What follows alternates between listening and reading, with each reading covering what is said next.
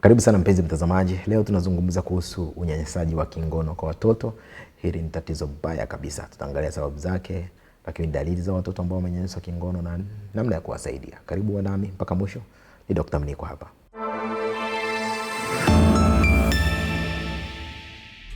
Unyanyasaji wa kingono kwa watoto ambao pia inafanyika kama sexual abuse ni hali ya kuwaingiza kwa makusudi watoto wadogo kwenye shughuli za kingono.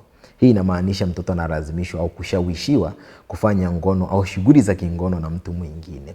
Tunaposema unyanyasaji wa kingono tunamaanisha ngono ya kinywa, picha za ngono, ngono yenyewe na kugusa au kutomasa mtoto sehemu nyeti. Jamii ilikuwa na ugumu kidogo kukabiliana na unyanyasaji wa kingono kwa watoto miongo michache iliyopita, lakini siku hizi jamii imegutuka na inachukulia hatua kali sana swala hili. Ni vigumu kutambua ukubwa wa tatizo hili. Hii ni kwa sababu unyanyasaji wa kingono unafanyika kwa siri sana. Sio rahisi kutambua kama ule unyanyasaji wa kimwili, ule wa kupigwa. Watoto mara nyingi wanaogopa kumwambia mtu yoyote kuhusu unyanyasaji huu. Matukio mengi ya unyanyasaji wa aina hii yanakuwa hayaripotiwi. Kwa matukio mengi wanyanyasaji ni wanaume na wanakuwa ni watu wanaofahamiana au walio karibu na mtu ambaye ananyanyaswa. Jambo hili linaumiza moyo sana kwa sababu mara nyingi unyanyasaji huu unatendwa na mtu au unafanywa na mtu ambaye mtoto anakutana muamini na kumtegemea. Tatizo hili lipo kwenye jamii zote bila kujali tofauti ya kiuchumi au kijamii. Ulevi wa pombe uliopitiliza, matumizi ya dawa za kulevya, matatizo ya kifamilia kwa mfano ya baba na mama na umasikini wa kupindukia unaongeza uwezekano wa watoto kunyanyaswa kingono pia. Sasa mara nyingi watu wanaonyanyaswa au wanaonyanyasa watoto wadogo unakuta nao walinyanyaswa walipokuwa watoto wadogo, na unakuta wengine kwa sababu ya matatizo yao ya akili walioyapata wanajikuta katika tabia ya kurudia kunyanyasa watoto wadogo, na ndio maana unakutaga wale ambao tunawaita pedophilia kwa sababu ya matatizo ambao waliyapata wakiwa wadogo baada ya kunyanyaswa. Kwa hiyo mnyanyasaji kuna uwezekano kwamba akaja kuwa mnyanyasaji. Kwa hiyo mnyanyaswaji anawezekana asipopata matibabu vizuri akaja kuwa mnyanyasaji. Sasa utamtambuaje mtoto ambaye amenyanyaswa kingono? Dalili za kutendewa vibaya kingono kwa watoto zinafanana na mtoto ambao unakuta anasonona au wasiwasi au hofu. Unakuta mtoto ana matatizo ya tumbo kama vile kujinyea, hasa anapokuwa na wasiwasi mwingi.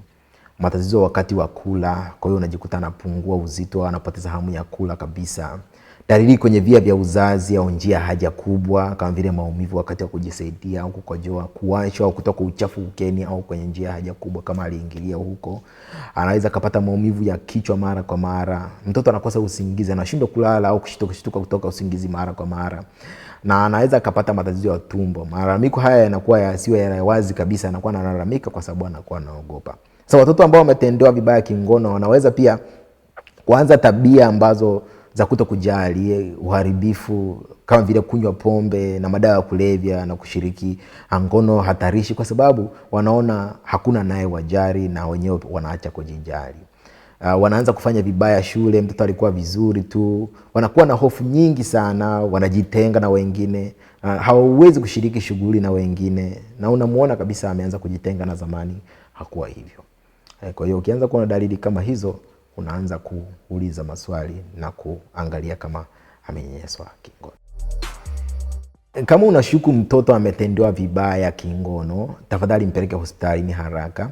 Kama hauwezi kumpeleka hospitalini kwa sababu yoyote, basi ni vizuri kutoa taarifa polisi mapema ili aweze kupatiwa msaada. Watu wazima hawatakiwi kunyamaza pale wanapokuwa na wasiwasi. Ni bora kukosea mtoto ikagundulika mapema kuliko kunyamaza ikaleta madhara mengi baadaye. Kama unashuku mtoto anatendewa vibaya kingono, mtoto huyu anapaswa kuchunguzwa haraka iwezekanavyo na mtaalamu wa huduma za afya. Madaktari wengi wamepewa mafunzo maalum ya kuchunguza kesi zinazohusu unyanyasaji wa kingono. Usicheleweshe uchunguzi wa daktari kwa sababu yoyote. Ishara nyingi za kuumizwa au kunyanyaswa zinazosababishwa na kutendewa vibaya kingono ni za muda mfupi tu. Kwa uchunguzi unapaswa kufanyika ndani ya masaa 72 ya tukio la ugunduzi. So uchunguzi wa mwili mzima ni lazima ufanyike ili kuangalia kama kuna alama au ishara zozote za kunyanyaswa kimwili au kingono. Maeneo yanayochunguzwa ni kinywa, koo, uume, njia ya haja kubwa na uke. Daktari anaweza pia kupima vipimo vya damu ili kuangalia magonjwa ya zinaa kama kaswende, ukimwi, na kwa wanawake anaweza kaangalia kama mtoto huyu amepata mimba, hasa wale watoto wakubwa. Vipimo hivi vinamsaidia daktari kuamua matibabu ya kumpatia huyo mtoto. Daktari pia ataandika na kurekodi dalili zote zinazotokana na unyanyasaji, hii kama ikiwezekana kupiga picha za majeraha ya yule mtoto kwa ajili ya kutunza kumbukumbu ya kile kilichotokea, ili hata kama ikihitajika kwa ajili ya kufuata kwa ajili ya matukio ya kisheria basi ziweze kutumika. Uchunguzi ukikamilika, daktari atatibu majeraha ya mwili kama yanavyotibiwa majeraha mengine. Kama amechanika atatibiwa vizuri, kama ameumia atampatia dawa za kuzuia au kutibu magonjwa ya zinaa ikiwemo ukimwi. Kwa watoto wakubwa atawapatia dawa ili kuzuia mimba. Watoto wote waliotendwa au kunyanyaswa vibaya wanapaswa kupata ushauri kutoka kwa mtaalamu wa afya ya akili. Kama unashuku mtoto ananyanyaswa kingono, ni jukumu lako kutoa taarifa polisi. Madaktari, walimu na walezi wa watoto wanatakiwa na sheria ya Tanzania kutoa taarifa kama wanashuku kwamba kuna unyanyasaji wa mtoto unaendelea. Baada ya taarifa kutolewa, polisi watapaswa kufanya uchunguzi. Matokeo ya uchunguzi haya yakionyesha ni kweli mtoto anatendwa vibaya, anapaswa kulindwa asinyanyaswe tena, na ikibidi mtoto huyo anaweza kuhamishwa kutoka katika sehemu hiyo anayoishi akaishi na mzazi mwingine au jamaa mwingine ili tu asinyanyaswe. Kwa hiyo hayo ndio matibabu ambayo yanatumika kufanyika. Swala kubwa ni afya ya akili ya mtoto. Matokeo ya kupona yanategemea kama mtoto aliyenyanyaswa anapata msaada na ukaribu wa familia na jamii kwa ujumla baada ya hilo tukio. Matokeo pia yanategemea ni kwa muda gani mtoto huyo alinyanyaswa na aina gani ya unyanyasaji aliyoipitia. Kuna watoto wanapitia mambo magumu, inakuwa ngumu hata kuwatibu. Jambo la msingi ni jamii kuwa macho. Kama ukiona dalili yoyote, usikae kimya, unatoa taarifa mapema kabisa. Ili kuzuia matatizo haya ya kunyanyaswa, tunapaswa kuwafundisha watoto wasikae kimya wanaponyanyaswa.